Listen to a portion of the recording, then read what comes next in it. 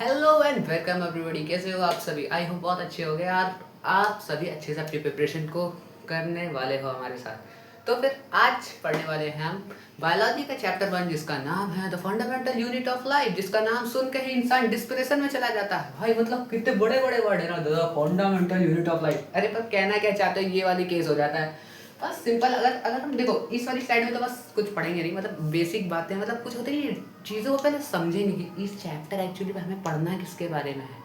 आधे लोग तो इसका मतलब इससे जोड़ के कहीं और ही लेके चले जाएंगे, तो इसलिए वो जो पटरी है ना, बता दूंगा रास्ता, हाँ ये रास्ता है ऐसा वाला। तो नाम में पहले देखो, नाम से चीज़ें कनेक्ट अगर होने लगती है ना, मतलब चीज़ें का, हाँ सेल डिवीजन एक मान लो सब, मतलब समझो चीज़ों के नाम से, मतलब जैसे होता है पहले के लोग नाम रखते थे है ना, जैसे भोला, भोलू नाम का कोई लड़का होगा हाँ, तो मतलब बहुत शांत सरल आदमी होगा ना, ऐसा करके। वैसे ये नाम ही देखो कितना बड़ा सा लिखा था, फंडामेंटल यूनिट ऑफ लाइफ। पर क्या बोलना चाहता है ये नाम? कुछ नहीं, बहुत सिंपल भाषा बोलता है, पर नाम बहुत बड़े बड़े हैं। तो क्या है फंडामेंटल यूनिट ऑफ लाइफ? मतलब क्या है, अगर कोई एक ऐसी यूनिट बताओ, एक ऐसी यूनिट बताओ जिससे जितने भी दुनिया के ऑर्गेनिज्म हैं वो कनेक्टेड हैं। मतलब क्या है, दुनिया के जितने भी लिविंग बींग्स हैं वो फंडामेंटली, मतलब उसकी ऐसी कौन सी ऐसी छोटी चीज़ है ना, ऐसी कौन सी वो छोटी चीज़ है जिससे मिलके वो सारे लिविंग ऑर्गेनिज्म बने हैं। ऐसी कौन सी कॉमन चीज़ है जो सारे लिविंग ऑर्गेनिज्म में कॉमन है? बताओ ऐसी कोई चीज़ है? क्या है वो तो पता नहीं। अभी इस चैप्टर में तो हम तो वही पढ़ने वाले हैं। तो क्या बोलना चाह रहा है, ऐसी कौन सी, तो पहले थोड़ी डेवलपिंग करते हैं अपनी अंडरस्टैंडिंग इस चैप्टर्स के लिए। तो फिर क्या है, पहला तो ये है कि ऐसी कौन सी चीज़ है जो लिविंग में है और नॉन लिविंग में नहीं। क्या चीज़ है जो डिफरेंट है, जो लिविंग बीइंग में है नॉन लिविंग में नहीं? हम बोलते हैं हाँ वो लोकोमोशन कर सकते हैं, मतलब मूवमेंट कर सकते हैं है ना। किसी ने देखा है क्या, अरे वो क्या नाम है, वो ब्लड है आज खड़ा हो गया, बोले कि हाँ भाई आज नहीं सोने दूंगा किसी को, ऐसा तो नहीं है ना। और प्लांट्स हैं ना, प्लांट्स भले ही मूवमेंट नहीं करते, वो एक्सेप्शन होते हैं, बट ठीक है वो एक्सेप्शन होते हैं कि वो मूवमेंट नहीं कर पाते। बट क्या है, लिविंग बीइंग क्या बोलना चाहता है, लिविंग बीइंग क्या कर सकता है, मूव कर सकता है और भी बहुत चीज़ें खा सकता है ना, कुछ भी और भी बहुत चीज़ें है ना कर सकता है। ठीक है, नॉन लिविंग थिंग है, नहीं काम कर सकता है। बट ऐसी कौन सी बेसिक डिफरेंस है जो इन दोनों में अलग अलग बनाती है? तो वो है सेल। सेल मतलब क्या होता है भाई, मैंने यहाँ से बताया था। सेल मतलब क्या है, जो लिविंग बीइंग होते हैं, जो हर एक लिविंग बीइंग, हर एक दुनिया में हर एक लिविंग बीइंग, छोटे से छोटा बैक्टीरिया से लेके बड़े से बड़ा एनिमल तक किससे बना होगा? उसके पास क्या होंगे? सेल्स होंगे। कंपोज सेल्स लिख दो, कुछ भी लिख दो, मतलब रिलेटेड आप समझ लोगे। उसके पास क्या होगा? सेल होगा। अभी सेल क्या बैटरी लेके घूमता है? नहीं, हाथ में बैटरी नहीं लेके घूमता है, वही इसीलिए लगाया है। फिजिक्स का मतलब सेल का मतलब तो आप जानते ही होगे, वो सेल वाली बैटरी है ना, सेल वाली बैटरी, घड़ी वाला सेल है ना, समझ वो वाला। बट हमें फिजिक्स नहीं पढ़ना है, हमारे वहाँ हमारे साइंस में जो है ना, एक्चुअली में वर्ड की कमी पड़ गई, तो सेल से दो दो मतलब निकाल दिए है ना, प्लाज्मा के दो मतलब निकाल दिए, इसमें सेल के दो दो मतलब निकाल दिए। तो क्या है, सेल बायोलॉजी में क्या है, इस चैप्टर में हमें इससे पढ़ना है। फिजिक्स में नहीं जाना, फिजिक्स में जाओगे तो और ज़्यादा हो जाएगा तुम्हारा, ठीक है। और नॉन लिविंग के पास क्या होता है, सेल नहीं होते, बस यही एक बेसिक डिफरेंस होता है। अगर बेसिक डिफरेंस होता तो बोल दें कि भैया जो लिविंग बीइंग होते हैं उनके पास क्या होता है, सेल्स होते हैं, वो सेल से मिलके बने होते हैं। और जो नॉन लिविंग बीइंग होते हैं वो उनके पास सेल्स नहीं होते, वो सेल से मिलके नहीं बने होते। सिंपल, ठीक है, आगे बढ़ते हैं। तो ये सेल्स है, ये हमारा छोटा सा प्यारा सा सेल है। इस चैप्टर में पूरा यार इसी के बारे में पढ़ना है, कोई दिक्कत वाली बात नहीं है अगर ये चीज़ नहीं समझ में आती है। देखो देखो दुनिया में छोटे से छोटा ऑर्गेनिज्म होगा, छोटे से छोटा ऑर्गेनिज्म होगा, उसके पास एटलीस्ट एक सेल होगा, एक कंप्लीट। पर हाँ एक बात समझना, एक कंप्लीट सेल होगा। यहाँ पे एक बहुत बढ़िया चीज़ बता रहा हूँ आपको। यहाँ पे अगर हम लिख देना एक लिविंग सेल होगा, लिविंग, अब बताऊँगा ये क्यों लिखा मैंने, मतलब लिविंग क्यों लिखा, यहाँ लिविंग भी सेल लिखा not don't have living cell. अब देखो, आप देखे होगे पेड़ की लकड़ी है, ठीक है, पेड़ एक समय तो लिविंग होगा है ना, ऐसी बात है, तो उसमें सेल होंगे है ना, सिंपल है ना। पेड़ एज अ ऑर्गेनिज्म भैया लिविंग है, लिविंग बीइंग में आते हैं पेड़। बट जब वो उनके पेड़ वेड़ कट जाते हैं तो वो टेबल बन जाती है, बेंच बन जाता है, तो कुछ बन जाता है। तो वो क्या हो जाता है, उसके जो सेल हैं जो कभी लिविंग थे है ना, जो कभी लिविंग थे, अब वो डेड हो गए। तो क्या हम बोल सकते हैं कि जो भैया उसके पास सेल तो हैं। अब अगर हम ये स्टेटमेंट को लेके जाते भैया हमारी टेबल लेवल है उसमें तो भैया सेल्स हैं, बट वो लिविंग नहीं है। अभी हम पढ़ेंगे क्या चीज़ सेल को लिविंग बनाती है, कौन नॉन लिविंग बनाती है, ठीक है, वो चीज़ की चिंता ना करो। बट समझो उसके पास एक लिविंग सेल अगर है तो वो क्या है, वो लिविंग ऑर्गेनिज्म है, ठीक है। लिविंग सेल या फिर कह सकते हैं एक्टिव, एक्टिव, ठीक है, एक्टिव जो वर्क कर रहा हो, तुम भी वर्क करो, ठीक है, ऐसे एक एक्टिव सेल हो, ठीक है। और non living cell, non living क्या हो, जिसके पास एक भी एक्टिव सेल ना हो। और अगर कोई भी ऑर्गेनिज्म है, दुनिया का कोई भी ऑर्गेनिज्म, आंख बंद करके किसी भी ऑर्गेनिज्म के ऊपर हाथ रख लो, एट लीस्ट उसके पास एक सेल होगा। हमारी बॉडी में कितने मिलियंस ऑफ सेल है, ट्रिलियंस ऑफ सेल है, ठीक है। बट अगर आपको पता हो तो बहुत से ऐसे ऑर्गेनिज्म होते हैं जो एक ही सेल से मिलकर बने होते हैं, मतलब एक सेल तो होगा ही होगा, पर हाँ ऐसा नहीं कि आधा सेल से जिंदगी नहीं बीतेगी, नहीं, एक कंप्लीट सेल होना चाहिए उसके पास। क्या होना चाहिए? कंप्लीट सेल होना चाहिए, one complete cell, one complete cell. ठीक है, कंप्लीट एक सेल तो होना ही चाहिए, एक सेल से नीचे काम बिल्कुल नहीं चलने वाला है। ठीक है, उसके बाद क्या, जब ये सेल सेल, अब देखो स्टूडेंट है, ठीक है, स्टूडेंट है, दो तीन और स्टूडेंट आ गए तो क्या होगा? Group of student. तो हम क्या लिख सकते हैं? Group of cell are made tissue. पूरा चैप्टर है, नेक्स्ट पूरा चैप्टर इस वाले शब्द के ऊपर है। पहले हम इसे पढ़ेंगे, उसके बाद इसे पढ़ेंगे। ठीक है, चिंता मत करना। सेल है, सेल आपस में ग्रुप बना लिए, टिश्यू का कर लिया। अभी इसकी एक अलग सी डेफिनेशन होती है कि वो फंक्शन वो प्रॉपर फंक्शन करते हैं, मतलब वो सब अलग चीज़ है। बट अभी बस इतना मान लो कि सेल मतलब स्टूडेंट है, ग्रुप में आ गए तो ग्रुप ऑफ स्टूडेंट, वैसे तो जो ग्रुप ऑफ सेल है वो क्या है? टिश्यू। ठीक है, सब बस इतना समझ लें। ग्रुप ऑफ टिश्यू क्या है? ऑर्गन है। क्या हम बोल सकते हैं कि हमारे स्टमक में बहुत सारे टिश्यूज होंगे? क्या हम बोल सकते हैं? पहली बात तो हमारा सेल, क्या हम अपने एग्जांपल लेते हैं भाई, अपने आप को पढ़ना है भैया, क्या तैयार हो बायोलॉजी के साथ अपने आप को पढ़ने के लिए? तो जो सेल है वो क्या है? एक सेल है, उससे मिलके क्या बना? हमारा एक टिश्यू बना। ठीक है, ठीक है, हाँ भैया हमारा स्टमक है, उसमें सेल होंगे। ठीक है, अब वो स्टमक के अंदर बहुत सारे क्या होंगे? टिश्यूज होंगे। क्या? हाँ भैया हाँ होंगे, बहुत सारे टिश्यूज होंगे, अंदर के अलग, बाहर के बाहर। वो अगला चैप्टर में पूरा डिटेल में पढ़ेंगे, वो चिंता नहीं है। ठीक है, उसके क्या? ऑर्गन। क्या हमारा स्टमक एक ऑर्गन बन गया, यहाँ तक हमको बात में समझ में। बट ऑर्गन से ऑर्गन सिस्टम क्या होता है भैया? अब देखो हमने पढ़ा होगा ना डाइजेस्टिव सिस्टम, हमने क्या पढ़ा? डाइजेस्टिव सिस्टम पढ़ा है हमने। डाइजेस्टिव सिस्टम में क्या पढ़ा है कि एक ऑर्गन है, मतलब हमारी डाइजेस्टिव सिस्टम ऐसा थोड़ी ना केवल स्टमक है, नहीं भाई पेट से, पेट के नीचे डायरेक्ट नीचे मामला नहीं, माउथ है, ईसोफेगस, स्टमक, इंटेस्टाइन, वो दोनों इंटेस्टाइन, लार्ज एंड स्मॉल, और भी बहुत सारे ऑर्गन होते हैं। ठीक है, इधर से लीवर वगैरह भी आ जाता है। ठीक है, बट मेन बात है तो क्या अकेले कोई ऑर्गन ने मिला के, क्या हमने ऑर्गन ने मिला के ऑर्गन सिस्टम बनाया? नहीं, ग्रुप ऑफ ऑर्गन है ना। ग्रुप ऑफ ऑर्गन क्या बनाते हैं, और वो क्या, देखो अब देखो बड़ी क्लास में आप इसी को देखोगे कि हाँ वो फिजिकली या फिर केमिकली कनेक्टेड होते हैं। उसको अभी टेंशन नहीं लेने की, देखते हैं यार, अभी धीरे धीरे पढ़ेंगे। बड़ी बड़ी बातचीत अभी छोटी छोटी इनिशियल में करोगे तो कहाँ समझ में आएगा, बेसिक बातचीत समझो अभी बस। ठीक है, और जब एक ऑर्गन सिस्टम कई सारे मिल जाते हैं कि एक ऑर्गेनिज्म है, उसके बाद डाइजेस्टिव सिस्टम है, एक्सक्रीशन सिस्टम है, रिप्रोडक्शन सिस्टम है, तो उसके बाद क्या बन जाते हैं? हम और आप जैसे ऑर्गेनिज्म बन जाते हैं। ठीक है, क्या हम, हमारे अंदर ये सब चीज़ें हैं कि हमारे बॉडी में सेल, हाँ भैया है, हमारी बॉडी में टिश्यू, हाँ भैया है, हमारे पास ऑर्गन्स है, हाँ भैया है, और हमारे पास क्या ऑर्गन सिस्टम है? या एक नहीं, या बहुत सारे ऑर्गन सिस्टम है, एक ही नहीं है भैया, बहुत सारे ऑर्गन सिस्टम है। बट हाँ बहुत से ऐसे ऑर्गेनिज्म होते हैं जिनके पास सिर्फ सेल ही होता है। यूनिसेलुलर अभी पढ़ेंगे, यूनिसेलुलर मतलब जिनकी बॉडी में सिर्फ एक ही सेल है भाई, पूरा काम कर देता है ना। यहाँ हम लोग एक इतने बड़े बड़े सेल लेके भी घर का पोछा झाड़ू नहीं कर पाते हैं, वो एक ही सेल पूरा अपना काम, एक्सक्रीशन वगैरह वगैरह सारे, डाइजेशन से लेके रिप्रोडक्शन तक सारे काम एक ही सेल। बहुत से ऐसे ऑर्गेनिज्म होते हैं जिनके पास टिश्यू होता है, बहुत से ऐसे ऑर्गेनिज्म होते हैं, हाँ बहुत सारी वैसे लिमिटेड ही ऑर्गन होते हैं जिसमें केवल ऑर्गन तक होता है, लिमिटेड क्लास होती है इसमें ऑर्गन सिस्टम। बट हाँ उसके बाद क्या होता है? Organ system. हम भी इसी कैटेगरी में आते हैं कि हमारे बॉडी में क्या ऑर्गन सिस्टम है यार, है ना। तो बस इस स्लाइड का बेसिक यही मुद्दा था कि थोड़े बहुत ही सेल के बारे में आपको थोड़ी जान पहचान करा दी, रूबरू करा दिया जाए इस चैप्टर के महानायक। एक्चुअली में इस चैप्टर का हीरो कौन है? ये हमारे चैप्टर का प्यारा सा हीरो कौन है? हमारा सेल है यार, हमारी यूनिट ऑफ लाइफ है इस चैप्टर का हीरो। अभी सेल के बारे में डिटेल मतलब होता नहीं, ये पूरा डेफिनेशन ले गए तब समझ में आएगा यार, है ना। तो बस इस स्लाइड का यही मोटिव था, बस थोड़ा बताना था आपको बस। ठीक है, अब इसके बाद भी पढ़ेंगे ना सेल के बारे में और अच्छे से। अब हमें वही जो चैप्टर में आगे पढ़ना था, प्यारे से सेल के बारे में पढ़ते हैं। क्या होता है ये सेल, हमने थोड़ा बहुत मतलब ओवरव्यू ले लिया था, मतलब तुमको पता है अगर तुम इस वर्ल्ड को केवल समझ गए, इस चैप्टर का पूरा बेसिक कंप्लीट हो गया, पूरा बेसिक। और देखो किसी भी बिल्डिंग की बेस उसके बेस से बनता है कि कितनी अच्छी बिल्डिंग बनेगी, उसी प्रकार से हमारा ये चैप्टर डिपेंड इसी पे करता है कि आप सिर्फ इस वर्ड को कितने अच्छे तरीके से समझते हैं। वरना मैं इतनी लाइन लिख के पूरा पेज ना लेके आता, सही में जिस वर्ड को आप जितने अच्छे तरीके से समझ लोगे उतना अच्छा ये चैप्टर होने वाला है, इस बात की गारंटी ले लो मेरे से, पक्का। ठीक है, अगर इसको नहीं समझ पाया तो मुझे नहीं लगता वो चैप्टर तुम समझ पाओगे चाहे इतने अच्छे टीचर से पढ़ लो। ठीक है, तो क्या है यार cell? Cell is a basic structural and functional and भैया एंड कहाँ लग गया यार, अलग ही लेवल के हैं हम मेरे लिखने वाले। फंक्शनल यूनिट ऑफ लाइफ क्या है यार?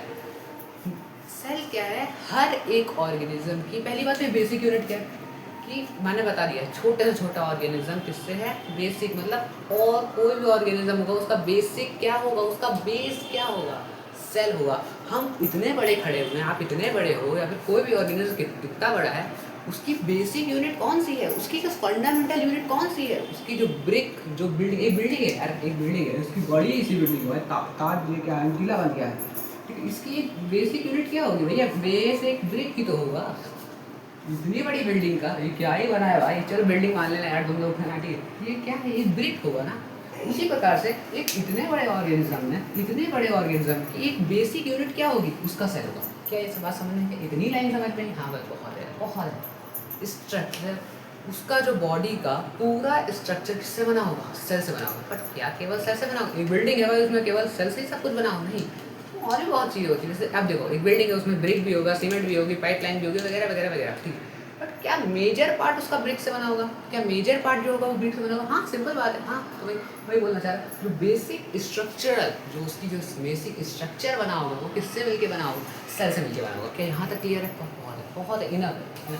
ठीक है, अब देखो थोड़ा और अच्छे तरीके से देखो, एक टीचर के एक भैया, एक स्टूडेंट, मैं खुद भी I am student, I am not a teacher, I am not a big brother, I am just student. मैं खुद जैसे पढ़ा हूँ, मैं खुद आपको वैसे ही पढ़ा रहा हूँ।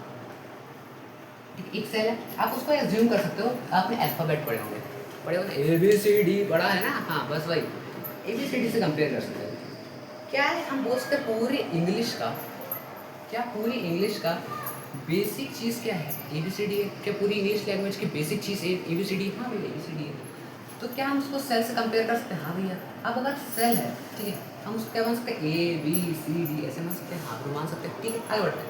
अब सेल को हमने जब ग्रुप ऑफ सेल कर दिया, उसको अरेंज कर दिया, तो क्या बन गया? टिश्यू बन गया। हाँ भैया, टिश्यू बन गया। तो क्या हम कह सकते हैं कि ये जो टिश्यू है, लाइक वर्ड्स, हमारा आपका नाम ABCD के लेटर से मिलके बना होगा, है ना? सबका ही हर एक चीज़ का वर्ड किससे मिलके बना होता है? लेटर्स, वो अल्फ़ाबेट से मिलके बना होता है वर्ड। वैसे सेल से मिलके क्या बनेगा? टिश्यू मिलेगा, ठीक है। वैसे अल्फ़ाबेट से जिस प्रकार से बन के हमारा वो वर्ड्स बन रहा है, उसी प्रकार से सेल से मिलके क्या बनेगा? टिश्यू बनेगा। बट हाँ, क्या सारे वर्ड एक जैसे होते हैं? नहीं, कदापि नहीं होते हैं भैया। सारे वर्ड अलग अलग प्रकार के वर्ड्स होते हैं। जैसे अलग अलग प्रकार के वर्ड होते हैं ना, हर एक वर्ड्स अलग अलग हर चीज़ों को डिफाइन करता है। उसी प्रकार से क्या सारे सेल के टिश्यू एक ही जैसे होते हैं? नहीं, इस प्रकार से वर्ड अलग अलग तरीके से अरेंज होके वर्ड्स को बनाते हैं। सॉरी, जैसे अल्फ़ाबेट अलग अलग तरीके से अरेंज होके वर्ड्स को बनाते हैं, लेटर को बनाते हैं, उसी प्रकार से जो हमारे टिश्यू सेल्स हैं वो अलग अलग तरीके से अरेंज होकर different different type of tissue बनाते हैं। नेक्स्ट चैप्टर में पढ़ेंगे, चिंता नहीं करना, ठीक है। ऑर्गेनिज्म लाइक, अब और सॉरी टिश्यू, जैसे भाई वर्ड, अब बहुत सारे वर्ड्स आ जाएंगे तो एक सेंटेंस बन जाएगा। वैसे वैसे अब बहुत सारे टिश्यूज़ आ जाएंगे तो ऑर्गेन बन जाएगा, सिंपल। बहुत सारे टिश्यूज़ आ जाएंगे, ऑर्गेन बन जाएगा, ठीक है, ठीक है भैया। अब हम वर्ड को किससे, ऑर्गेन को किससे कंपेयर कर सकते हैं? सेंटेंस से। क्या वर्ड्स, एक वर्ड, दो वर्ड, तीन वर्ड, चार वर्ड मिला के एक सेंटेंस बन जाएगा? हाँ, बन जाएगा, सिंपल। उसी प्रकार से सेल से क्या बनेगा भैया? हमारा ऑर्गेन से क्या बनेगा? ऑर्गेन सिस्टम बनेगा। Organ system like paragraph. अरे क्या लिखा है भाई, पैराग्राफ लिखा है भाई, करेक्ट कर लेना आप, क्या ही लिखे हैं आपका, वो तो पता ही इस वाले, ठीक है, ठीक है भैया। अब वो तो छोड़ी, जो भी बात है, छोटी बातचीत थी, पिछली स्लाइड में थोड़ा बताया था। अब जाइए थोड़ा इधर फंक्शन, क्या हम कह सकते हैं जितने भी हमारी बॉडी के फंक्शन है, यहाँ तक ये जो मैंने हाथ हिलाया है, तो क्या हम इस सेल की मदद से हाथ हिला पाए? हमारी बॉडी में ट्रिलियंस ऑफ सेल है। क्या हमने एक चलो हमारी बॉडी में तो ट्रिलियंस ऑफ सेल है। अमीबा जानते हो? पैरामीशियम जानते हो? कोई भी यूनिसेलुलर ऑर्गेनिज्म जानते हो उसका? वैसे तो हमारी बॉडी में भी सबके, पर अब मैं तो कह रहा हूँ यूनिसेलुलर के एग्जाम्पल से और अच्छे तरीके से समझोगे। तो उसकी बॉडी के जितने भी सेल फंक्शन परफॉर्म कर रहा है, तो कहीं ना कहीं एक सिंगल सेल ही तो सारे फंक्शन को परफॉर्म कर रहा है। हमारी बॉडी का भी अगर कोई भी फंक्शन हो रहा है, भाई देखो हमारी बॉडी सेल से मिलकर बनी हुई है। तो ये बात है, हम अगर इस उंगली को हिला भी रहे हैं, तो ये बात है यहाँ के लेके कितने सारे सेल का जो फंक्शन, जो उंगली हिलाने में फंक्शन हुआ, इसमें कितने सारे सेल मतलब ज्वाइन होंगे ना, है ना, समझे? मतलब क्या, जितने भी हमारे बॉडी की केमिकल रिएक्शन है, फिजिकल रिएक्शन है, मतलब जितने भी हमारे काम हो रहे हैं, हर एक ऑर्गेनिज्म जो काम कर पा रहा है ड्यू टू सेल, बिकॉज उसके अंदर की जो सेल है वो वर्क कर पा रहे हैं, वो फंक्शन कर पा रहे हैं, वो उनका फंक्शन है। जितने भी फंक्शन है परफॉर्म किसके द्वारा किए जाते हैं? हमारे प्यारे से सेल के द्वारा परफॉर्म किए जाते हैं। बस इतना ही वर्ड के बाद है, ठीक है। और क्या यूनिट ऑफ लाइफ, यही हमारी यूनिट ऑफ लाइफ होती है। सारे ऑर्गेनिज्म सेल से ही बने होते हैं। क्या बात समझ में? हाँ भैया। बट क्या हम बोल सकते हैं कि अगर एक ऑर्गेनिज्म के पास उसके पास मस्ट है, मतलब होना ही पड़ेगा, अगर एक से कम मामला हुआ तो हम उसे क्या बोलेंगे? Non living organism non living बोलेंगे, ऑर्गेनिज्म नहीं, ठीक है, क्या बनेगा? और नॉन लिविंग बोलेंगे, क्या बोलेंगे? नॉन लिविंग बोलेंगे, ठीक है भैया। उसके पास अगर एक सेल से कम सेल होगा हम उसे क्या बोलेंगे? नॉन लिविंग बोलेंगे यार। बट हाँ, उसके पास एक सेल तो होना ही चाहिए अगर उसको कहना है कि भैया हाँ हम, जैसे हाँ कोई आदमी है बोलेगा हाँ भैया एक इंसान है, तो उसके पास क्या होना चाहिए? दिमाग होना चाहिए। दिमाग होना चाहिए, बहुत ज़रूरी चीज़ है। कई लोगों के पास नहीं है भाई, आजकल देश में बहुत ऐसे लोग घूम रहे हैं। दिमाग होना चाहिए, हाथ होने चाहिए, पैर होना चाहिए, और भी बहुत चीज़ें होनी चाहिए। तो वैसे अगर किसी भी ऑर्गेनिज्म को कहलाना है कि भैया हाँ हम लिविंग हैं, हम जिंदा हैं, तो क्या बोलना चाहिए? भैया एक कंप्लीट सेल है तुम्हारे पास, कम से कम एक सेल तो है, कम से कम एक कंप्लीट सेल है तुम्हारे पास, बोला हाँ भैया एक सेल तो है। तो अगर एक सेल है तो हम बोलेंगे भैया तुम तो लिविंग हो, मैं तुमको दे दिया, आज उपाधि दे दिया, तुमको हमने गिफ्ट के तौर पे बोल दिया यार तुम लिविंग हो, ठीक है ठीक है। तो पूरी दुनिया में जितनी भी थिंग्स हैं या फिर तो लिविंग होंगी या फिर उसे नॉन लिविंग होंगी या फिर लिविंग होंगी, जानते हो यार। तो सब जिसमें प्रेजेंट ऑफ सेल है वो लिविंग, जिसमें एब्सेंस ऑफ सेल है सिंपल।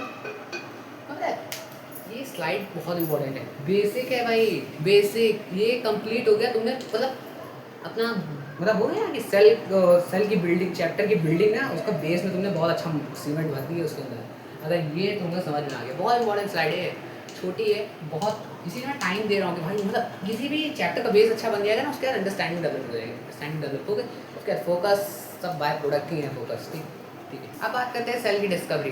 कोई भी चीज़ आई है तो उसको किसी ने डिस्कवर किया हो, कोई तो महान व्यक्ति होगा ही जिसने किसी चीज़ की खोज की, मतलब किसी भी चीज़ जो भी आई है उसकी खोज की होगी। तो इस सेल की अगर हम बात करें तो इसकी भी खोज किसने की? हमारे एक बहुत माननीय रॉबर्ट हुक नामक साइंटिस्ट थे। कहाँ के साइंटिस्ट थे?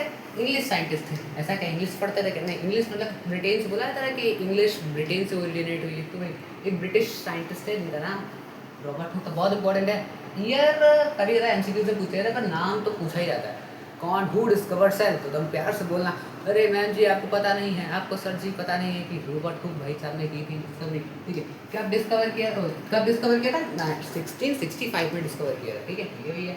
बट हाँ, इन्होंने जो डिस्कवर किया था ना, देखना क्वेश्चन पे वो सवाल बहरूपिया होता, थोड़ा भी अगर एक एक लाइन, अगर एक एक वर्ड में ना पूरा आंसर चेंज हो जाता है। अब पूछा पहला सेल किसने डिस्कवर किया, तुम बोलोगे हाँ भैया रॉबर्ट हुक ने किया, पर अगर क्वेश्चन में पूछ दिया गया पहला लिविंग सेल किसने डिस्कवर किया, तो उसके बाद इसके बाद हम उनके बारे में पढ़ेंगे। बट अभी देखना, अगर पहला सेल पूछेगा या फिर पहला डेड सेल पूछेगा तो तुम किसका नाम लोगे?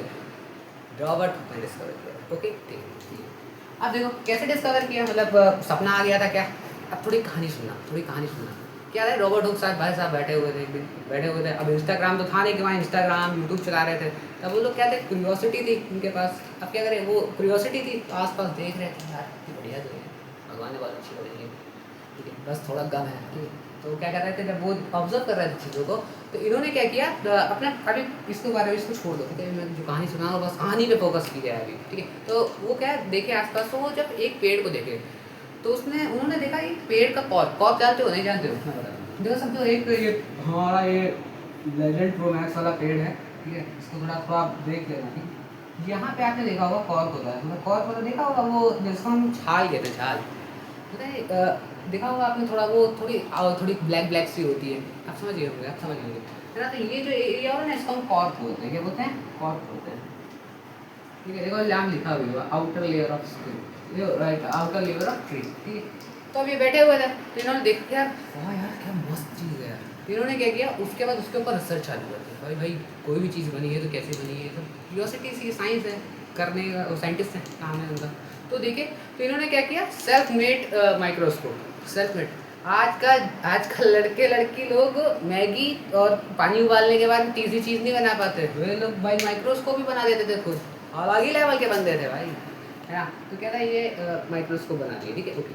तो इन्होंने माइक्रोस्कोप बनाया था, तो उसमें देखा लो भाई गॉड इसके अंदर क्या है। तो इसके अंदर जब इन्होंने देखा तो इसके अंदर इन्होंने हनी कॉम्ब लाइक स्ट्रक्चर देखा। हनी कॉम्ब लाइक क्या होता है?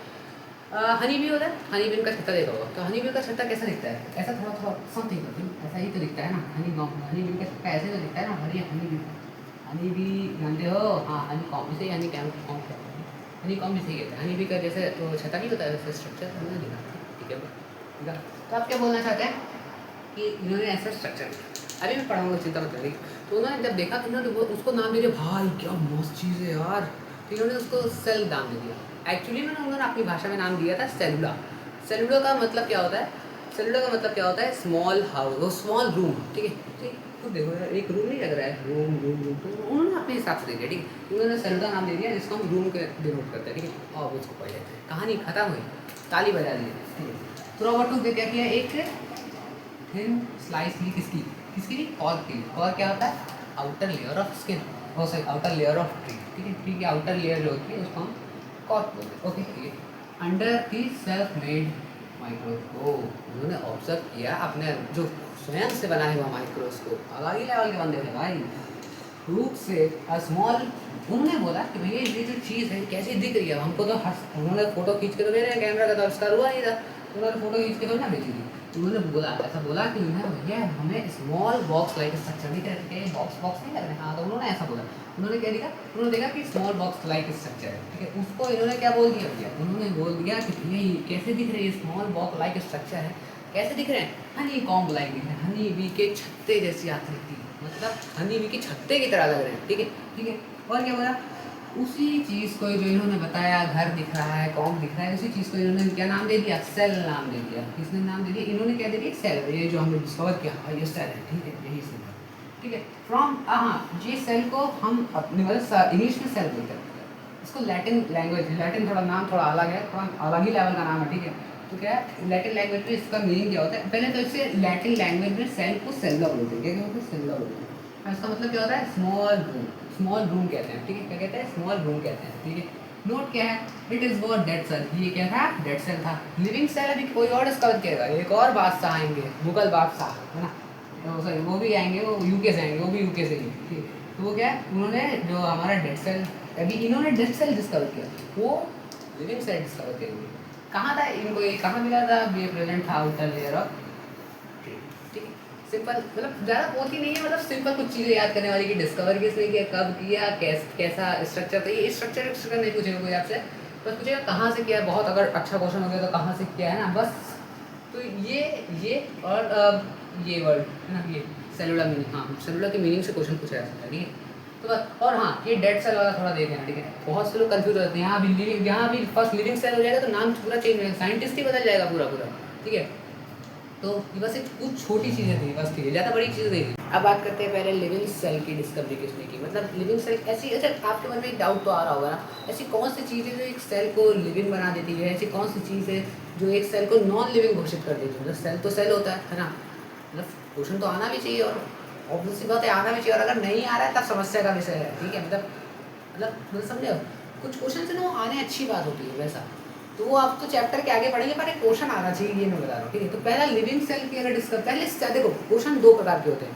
पहला, सेल किसने ढूंढा, एक, ठीक है, इसी का थोड़ा सा घुमा के पूछ देगा, पहला लिविंग सेल किसने ढूंढा, दूसरा, ये दो अलग अलग क्वेश्चन है और दो अलग अलग साइंटिस्ट के नाम आएंगे, ठीक है।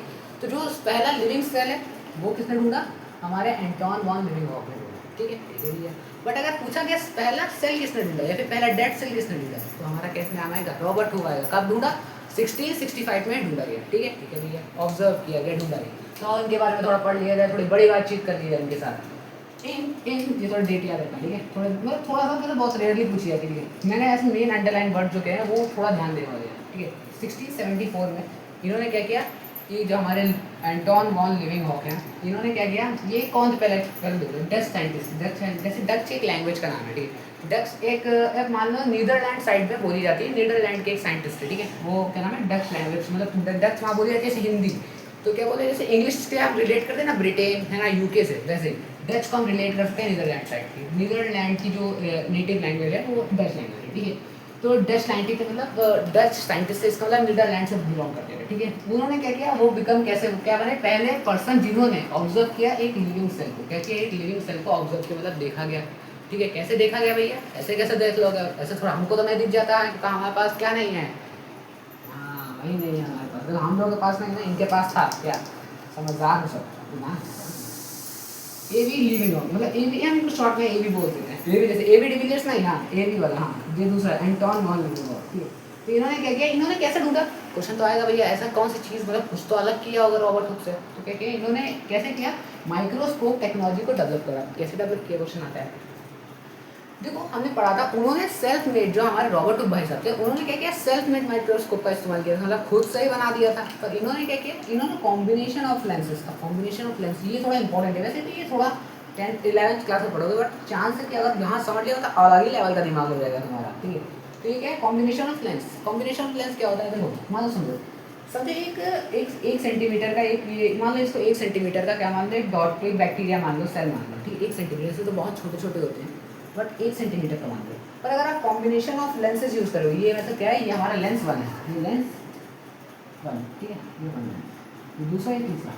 अब हमने क्या कर दिया, इन तीनों को कंबाइन कर दिया। तो ऐसा नहीं कि ये 16 क्या हो जाएगा, 10 16 ऐसे 19 हो जाएगा, ऐसा नहीं होगा। ये क्या कर देगा, देखना, ये इसको इसमें मल्टीप्लाई कर देगा, मतलब 10 × 6, ठीक है। अब ये क्या हो जाएगा, इसमें और मल्टीप्लाई होगा, मतलब 10 × 6 × 3, मतलब पता है कितना बन जाएगा, मतलब क्या हो जाएगा 18। मतलब ये जो हमारा 1 सेंटीमीटर का ये जो पार्टिकल है ना, ये इस हमारे जो माइक्रोस्कोप में है, पता है कितने दिखेगा, ये हमारा इतना सेंटीमीटर का दिखेगा। बस समझ में, कितने बड़े लेवल पर दिखा रहा है। मतलब इस कॉम्बिनेशन ऑफ लेंस का यूज़ करके हम मतलब 1 सेंटीमीटर के पार्टिकल्स को मतलब 180 सेंटीमीटर के पार्टिकल तक देख सकते हैं। इतना बड़ा कर दिया ना, मतलब कितना ही मतलब एडवांस टेक्नोलॉजी का इस्तेमाल किया ना। तो इन्होंने कैसे किया, एक माइक्रोस्कोपिक टेक्नोलॉजी का क्या नाम है, इम्प्रूवमेंट के साथ क्या किया इन्होंने, मतलब कॉम्बिनेशन ऑफ लेंस का यूज़ किया। कॉम्बिनेशन ऑफ लेंस का मतलब क्या होता है, मतलब क्या किया, लेंसेज को कंबाइन करके यूज़ किया, ठीक है। लेंसेज को कंबाइन करके यूज़ किया तो उसकी पावर बढ़ गई, पावर क्या है, बढ़ गई पावर। उन्होंने क्या किया, मतलब इसका एक एग्जांपल लिए नहीं मैंने, तो एक बहुत छोटा सा एग्जांपल लिया, ठीक। यहाँ आप नैनो वो क्या नाम है, माइक्रोमीटर कर दो, मिलीमीटर कर दो, मतलब जो भी आपकी यूनिट हो, ठीक। तो आप क्या कर दो, एम कर दो, ठीक है। मतलब एक मिलीमीटर का पार्टिकल आपको 180 मिलीमीटर का दिखेगा, 1 मिलीमीटर को 180 मिलीमीटर, मतलब कितना बड़ा कर दिया ना। तो वही बताया जा रहा है। लेकिन आपने कहाँ ढूंढा था, काउंट में ढूंढा था, तो मतलब ये ऐसा पूछा ही जाता है कि कहाँ ढूंढा था, ऐसा नहीं पूछा जाएगा आपसे।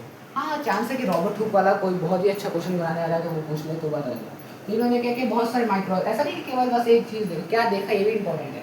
क्या देखा, माइक्रोस्कोप, माइक्रो ऑर्गेनिज्म देखा। माइक्रो ऑर्गेनिज्म क्या होता है, माइक्रो ऑर्गेनिज्म एक ऐसे ऑर्गेनिज्म होता है, हम देखो जितने भी इस दुनिया में जीवित प्राणी हैं उन सबको ऑर्गेनिज्म बोला जाता है, ठीक है। क्या बोला जाता है, ऑर्गेनिज्म बोला जाता है। अब माइक्रो ऑर्गेनिज्म क्या होता है, अच्छा नाम थोड़ा सा माइक्रो, थोड़ा नीचे ऐसे नीचे, माइक्रो नाम क्या बोल रहा है, माइक्रो मतलब माइक्रोस्कोप, माइक्रोस्कोपिक लेवल के ऑर्गेनिज्म, मतलब एक्सट्रीमली स्मॉल, एक्सट्रीमली स्मॉल। हम लोग देख ही नहीं सकते अपने नेकेड आइज से, उसको नहीं देख सकते। अब बैक्टीरिया है, देखा है किसी ने, नहीं देखा है, कॉमन सेंस है, हाँ देख ले, कितना छोटा तो होता है, पर हाँ छोटा बैक्टीरिया काम बड़े बड़े कर देता है, बड़े बड़े कोरोना वायरस छोटा है, काम बड़े बड़े कर देता है, अंतर भाई। तो माइक्रो ऑर्गेनिज्म को देखा, कौन सा माइक्रो ऑर्गेनिज्म का, बैक्टीरिया है, प्रोटोजोआ। प्रोटोजोआ में जैसे हमारा अमीबा आ जाता है, पैरामीशियम, कोई बात नहीं, अभी चिंता बिल्कुल मत करना कि नहीं आता है प्रोटोजोआ क्या होता है, बैक्टीरिया, बैक्टीरिया तो पता होगा, बट कोई बात नहीं पता, कोई चिंता का कोई विषय नहीं, आपको ना सब डील कर लेगा, है ना। तो क्या है, बहुत सारे छोटे ऑर्गेनिज्म होते हैं, हम उनको अपने नेकेड आई से नहीं देख सकते। बस तो इस स्लाइड में बस इतना ही था, ये कॉम्बिनेशन ऑफ लेंस है ना, थोड़ा अतिरिक्त ज्ञान है, बस इतना मान के चलो, माइक्रो और, ठीक है, बस इतना अतिरिक्त ज्ञान था, ठीक है, बस यही बताना था। पर हाँ, कब देखना क्वेश्चन में ये लिविंग सेल वाला ये जो चीज़ है ना, थोड़ा देख लेना, वरना तुरंत 1 मार्क्स तो ऐसे करिए। नाम किसी की सेल थ्योरी, नाम नहीं देखो, सेल थ्योरी मतलब ऐसी कुछ ऐसे चीज़ें जो एक चीज़ को सेल बनाने के लिए क्या पर्याप्त चीज़ है, ऐसा मतलब समझो, कोई भी चीज़ सेल हम बोल रहे हैं तो उसको क्यों बोल रहे हैं, हमने क्या चीज़ देखा, उसको ऐसा थोड़ी ना गोल चीज़ देख ली, कल तो हम बोलते हैं मार्कर है भाई, ये भी सेल है भाई, नहीं ये भी लिविंग है, कल उठ के भागने लगेगा, ऐसा हमने क्या चीज़ देखी, कल कोई पार्टिकल को बोल के हम क्या चीज़ देख के हम बोल सकते हैं कि हाँ भैया ये सेल है, हम इसको बोल सकते हैं लिविंग थी, ये लिविंग है, नॉन लिविंग है, ऐसा क्या कि मतलब भाई ये सेल थ्योरी मतलब ऐसी कुछ बातें जो हम चीज़ें देखेंगे, हाँ भैया कि हाँ ये चीज़ें मैच कर रही, क्या है वो अभी हम देखेंगे, ठीक है। बट क्या चीज़ें देखनी है हमें, और उसके बाद हम टिक मार्क कर देंगे, हाँ भैया ये सेल है, और अगर चीज़ वो नहीं मिली तो बोलेंगे नहीं भैया तुम सेल हो ही नहीं सकते, हम नहीं मानते यार तुम सेल हो, ठीक है। तो क्या बात करते हैं, सेल थ्योरी पहले किसने दी, 2 भाई 2 तबाही, ठीक है। एक तो स्लीडन भैया थे जो हमारे बॉटनिस्ट थे, मतलब बॉटनिस्ट मतलब क्या होता है, देखो समझो, जो स्लीडन भैया थे हमारे क्या थे, बहुत बॉटनिस्ट थे। बॉटनिस्ट मतलब क्या होता है, ऐसे लोग जैसे हम साइंटिस्ट क्या है, जो साइंटिफिक चीज़ें होते हैं, अरे मतलब नई नई चीज़ों को खोज करते हैं, ठीक है। वैसे बॉटनिस्ट जो प्लांट की स्टडी करते हैं। मतलब जैसे ह्यूमन, जैसे जूलॉजिस्ट क्या होते हैं, जूलॉजिस्ट मतलब जो हमारे ह्यूमन एनिमल्स के बारे में स्टडी करते हैं, तो ये हाँ हमारे शेयर में कैसा मतलब डाइजेस्टिव सिस्टम वगैरह, ठीक है। और ये जो बॉटनिस्ट होते हैं वो लिविंग मतलब पेड़ पौधों के बारे में, यही सब चीज़ों की, हाँ भाई ट्रांसपोर्टेशन कैसे हो रहा है प्लांट में, रूट में पानी कैसे ऊपर से मतलब नीचे रूट से टिप तक कैसे जा रहा है, मतलब इन सब के बारे में वो स्टडी करते हैं। वो होते हैं बॉटनिस्ट, जो हमारे स्वीडन भैया थे। और दूसरे थे हमारे स्वान भैया, जो स्वान भैया क्या यार, साइंटिस्ट ग्रेट लोग थे यार, भैया भैया थोड़ी ना थे, बड़े लोग थे यार, है ना। हाँ, तो और दूसरे ये जूलॉजिस्ट थे, क्या थे ये लोग, आपस में दो साइंटिस्ट थे, आके कंबाइन टुगेदर, मतलब दोनों ने आपस में बातचीत करी और एक सेल थ्योरी दी। हमारे वहाँ इंडिया में आते हैं दो लोग, आते हैं आओ फ्री फायर खेलेगा ऐसे कहते हैं, इनके वहाँ आके और बढ़िया बढ़िया थ्योरी दे देते हैं, बड़े लोग हैं यार, है ना। तो बड़ी थ्योरी दे दी, क्या थ्योरी दी इन्होंने, दोनों ने मिल के मतलब काफ़ी रिसर्च करी, बहुत मेहनत लगाई दोनों ने। और मतलब वैसे तो मतलब अप्रॉक्सीमेटली ये लमसम इससे इस तक के टाइम के पीरियड में ये जो सेल थ्योरी थी ये दी गई थी इन दोनों के दौरान, ठीक है। एग्जैक्टली नहीं है बट ये टाइम पीरियड है, ऐसे पूछा भी नहीं जाता बट ठीक है, ये लर्न रखना, ठीक है। 1838 से 39 तक के बीच में सेल थ्योरी दी गई थी, ठीक है। ये आगे बात क्या है, इन दोनों ने क्या बोला, सेल थ्योरी ठीक है, इन्होंने बोला कि भैया इस दुनिया में समस्त ब्रह्मांड में जितनी भी भैया लिविंग थिंग होंगी, जितनी भी लिविंग थिंग होगी वो किससे बनी होंगी, सेल से बनी होंगी भैया। किससे, बैटरी लगाई होंगी, नहीं बैटरी तो नहीं लगाई होंगी, तो हम पढ़ ही चुके हैं, है ना। फिजिक्स वाला नहीं, बायोलॉजी वाले सेल से मिलकर बनी होंगी, टिक मार्क, ठीक। एक पॉइंट इंपॉर्टेंट चीज़ें हैं दोनों की, बहुत बहुत इंपॉर्टेंट लाइन है, ठीक है। यही तो निकालते निकालते इन्होंने कहा अपनी ज़िंदगी कुर्बान कर दी, ठीक है।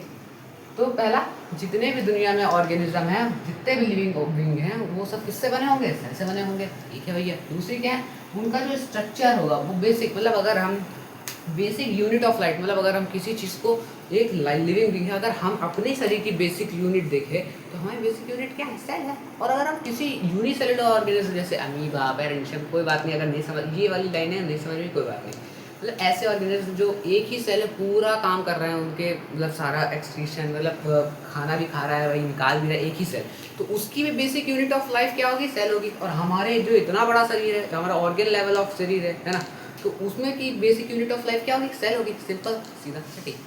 तो यही दो बात हैं, बट क्या है, पहला क्या है, इन्होंने बोला कि भाई जितने भी ऑर्गेनिज्म होंगे वो किससे मिलके बने होंगे, सेल से मिलके बने होंगे। दूसरी लाइन बोल दी, उन सबकी बेसिक यूनिट ऑफ लाइफ क्या होगी, सेल होगी, ठीक है भाई, ठीक है।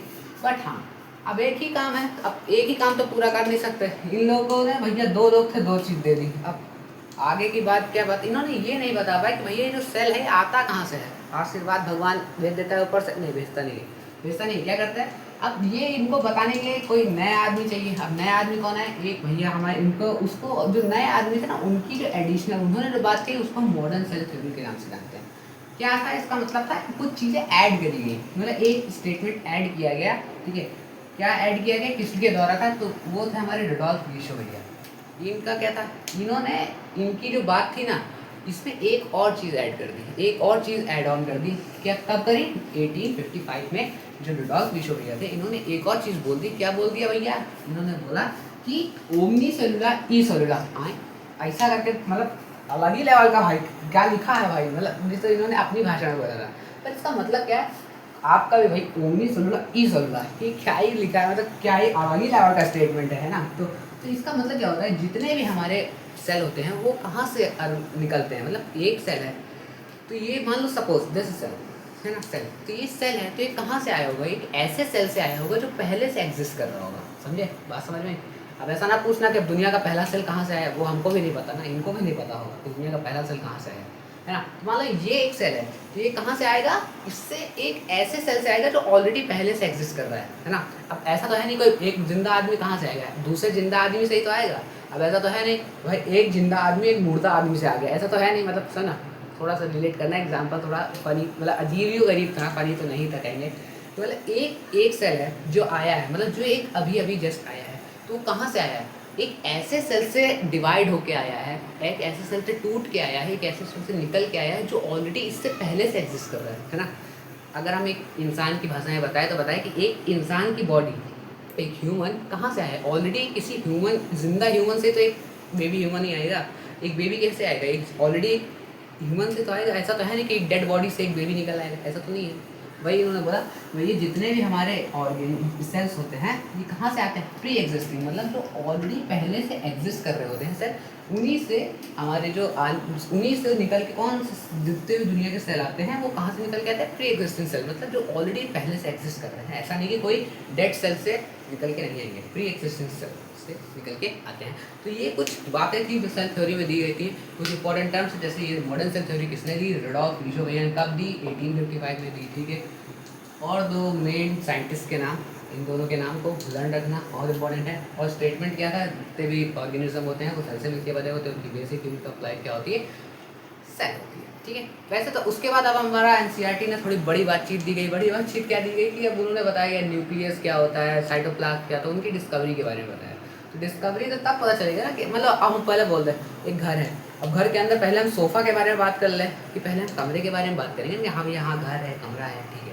अब हम पहले बोल देते हैं ये घर है, उसके अंदर वो जो है ना सोफ़ा रखा है, तो डायरेक्ट वो अच्छा लगेगा कि डायरेक्ट पहले घर है, घर के अंदर कमरा है, कमरा के अंदर टीवी है, टीवी अरे मतलब सॉरी टीवी कमरा है, कमरा के अंदर बेडरूम है, बेडरूम के अंदर क्या नाम है, सोफ़ा रखा है, ठीक है। पर अब हम डायरेक्ट नहीं ये घर है, घर के अंदर एक सोफ़ा रखा है, ठीक है, उसके बाद हम बाकी की चीज़ें तो मतलब मैं बोलना चाहता हूँ कि इसके बाद हम लोग क्या पढ़ेंगे कि डिस्कवरी ऑफ अल्बर्ट, ठीक है, मैं ये बोलना चाहता हूँ कि ठीक है। अब आगे बढ़ते हैं कि डिवीजन ऑफ ऑर्गेनिज्म, हमने सेल के बारे में पढ़ लिया, अब सेल से मिलकर ऑर्गेनिज्म बने। तो ऑर्गेनिज्म को हम फर्दर दो क्लास में डिवाइड करते हैं, दो टाइप के ऑर्गेनिज्म होते हैं, ठीक है, दो पार्ट्स में डिवाइड करते हैं।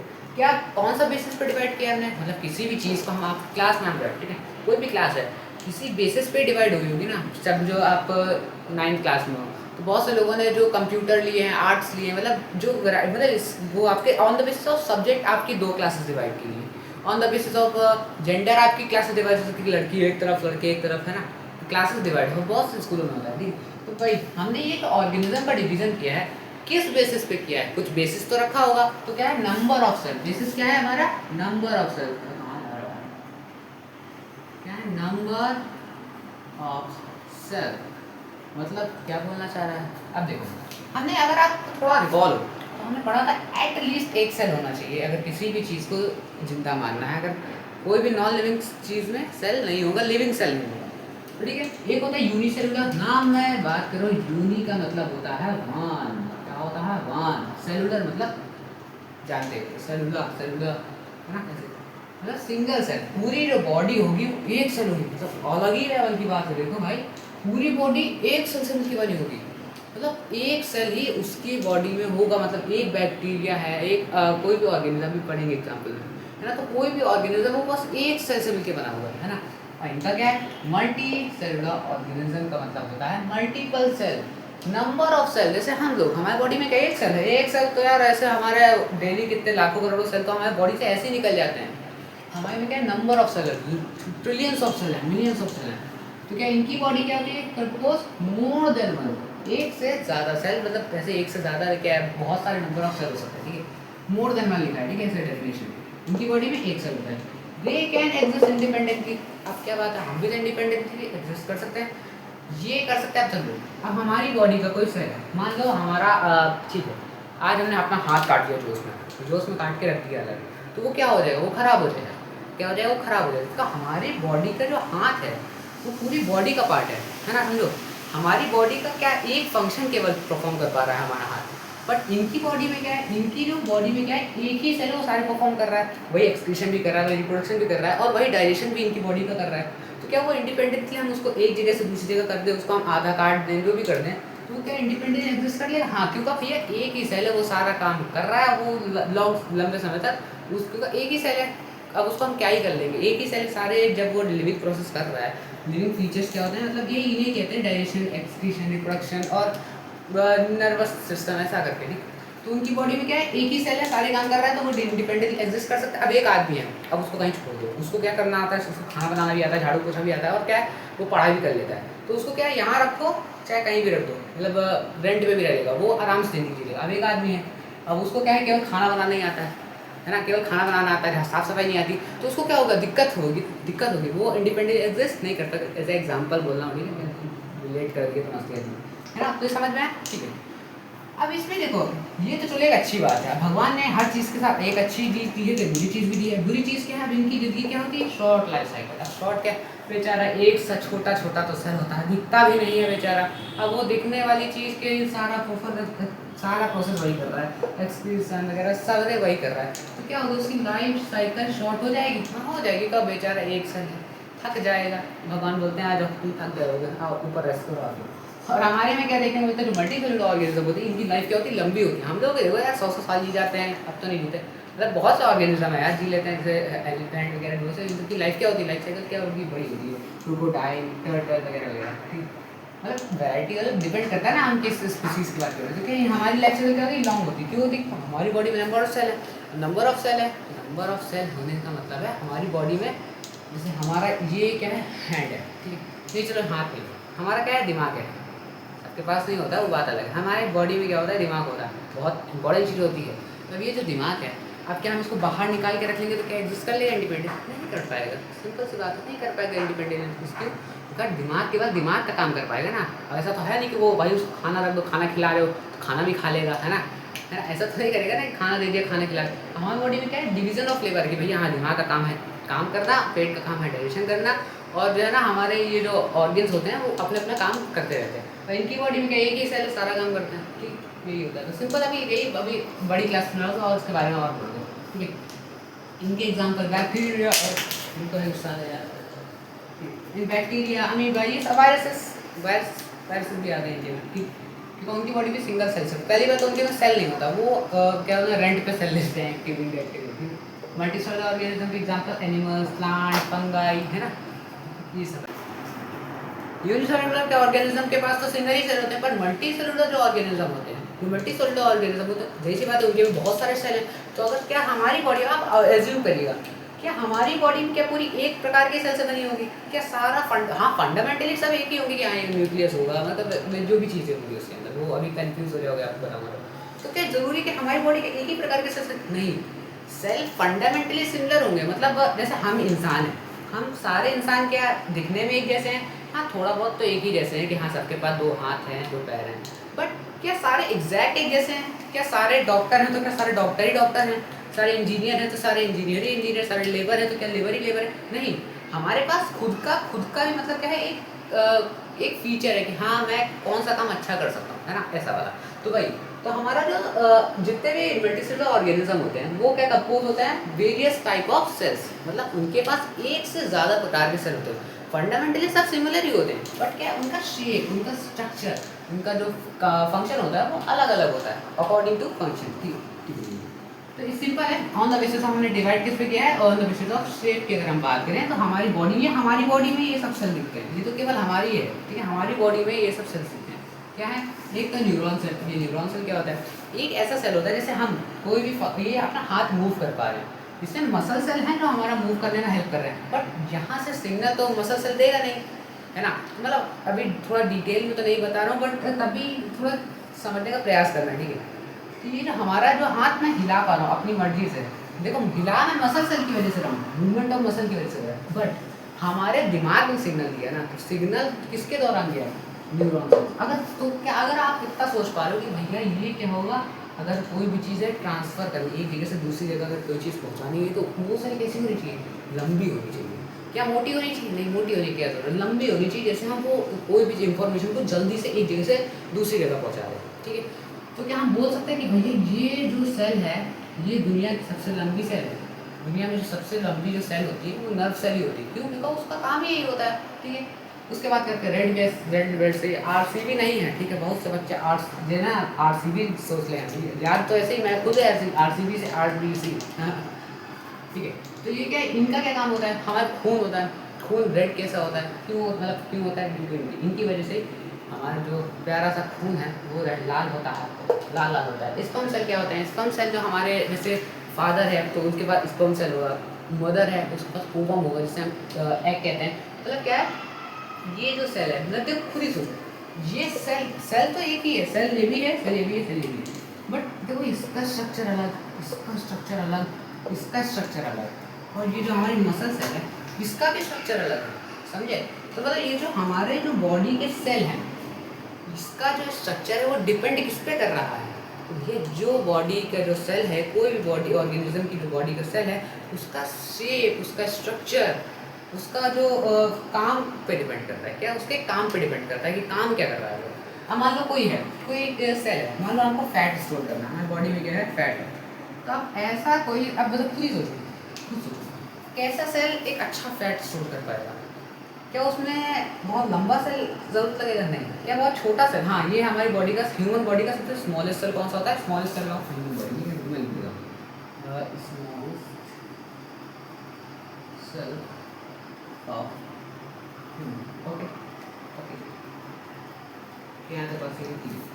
ठीक है, तो क्या एक फैट स्टोर करने वाला सेल तो क्या बहुत छोटा होगा? नहीं यार, तब तो स्टोर ही नहीं कर पाएगा। क्या ऐसा होना चाहिए कि यार हाँ थोड़ा बहुत चल जाएगा, बट क्या ऐसा होना चाहिए? नहीं। उसको क्या होना चाहिए? उससे वो सर्कुलर होगा, सर्कुलर होगा, उसका जो न्यूक्लियस होगा बहुत छोटा होगा। तब क्या एक अच्छा फैट स्टोरेज, मतलब जो उसका न्यूक्लियस का मतलब एक तरीके से मान लो कि क्लास का टीचर, ठीक है, क्लास का टीचर सबको मॉनिटराइज करता है कौन कैसे काम कर रहा है, अभी तक ये इतना ही मान लीजिए। तो क्या एक फैट स्टोर सेल के लिए हमें क्या ऐसा चीज़, ऐसा सेल चाहिए कि जो बहुत तो सर्कुलर हो, उसमें जो है ना स्पेस बहुत ज़्यादा हो, है ना, ऐसे सेल चाहिए ना। तो वैसे ही जो सेल का है वो डिपेंड, जो सेल है उसका शेप डिपेंड किस पे करता है कि भैया वो फंक्शन कौन सा परफॉर्म कर रहा है। क्या किस पे डिपेंड कर रहा है? फंक्शन किस पे क्या परफॉर्म कर रहा है, उसका फंक्शन पे डिपेंड करता है, उसका शेप, उसका साइज, साइज पे डिपेंड करता है। ओके, अब आगे का हमें टॉपिक, अब आगे का टॉपिक हमें ये पढ़ना है कि भैया कुछ सेल है, हमने सेल के बारे में पढ़ लिया, मतलब होता है क्या, ये तो पढ़ ही लिया, बट आप कुछ इंपॉर्टेंट चीज़ें जो आपके मतलब क्वेश्चन आना ही आना है, मतलब कुछ और अगर नहीं भी क्वेश्चन आना है तो ना ये आपकी ज़िंदगी में काम बहुत आने वाली है। अभी से लेके 11 तक पढ़ो कि भैया मतलब कोई भी चीज़ें होती है ना, मतलब स्मॉलेस्ट सेल्स, लॉन्गेस्ट सेल, मतलब पता होना चाहिए ना ऐसे। तो क्या है, हमारी जो लार्जेस्ट सेल होती है दुनिया में, जो सबसे बड़ी सेल है, सेल मतलब जानते ही हो, अभी थोड़ा अभी हाँ मतलब फंडामेंटल यूनिट बस इतना ही, बस इतना बहुत है, बाकी तो अभी डिटेल पढ़ेंगे यार, उसकी क्या चिंता करते हो। तो लार्जेस्ट सेल है वो क्या है? ऑस्ट्रिच का एग। अच्छा, एग क्यों बोल रहा हूँ? ऑस्ट्रिच जानते हो ना? हाँ, कभी चिड़ियाघर जू में गए होगे तो देखा होगा, तो वो ऑस्ट्रिच है ना, उसी का एग की बात हो रही है यहाँ पर। वो क्या है, सबसे दुनिया का सबसे बड़ा सेल माना जाता है, हम उसको नेक डाइट से भी देख सकते हैं। तो वो भैया कितना बड़ा होता है?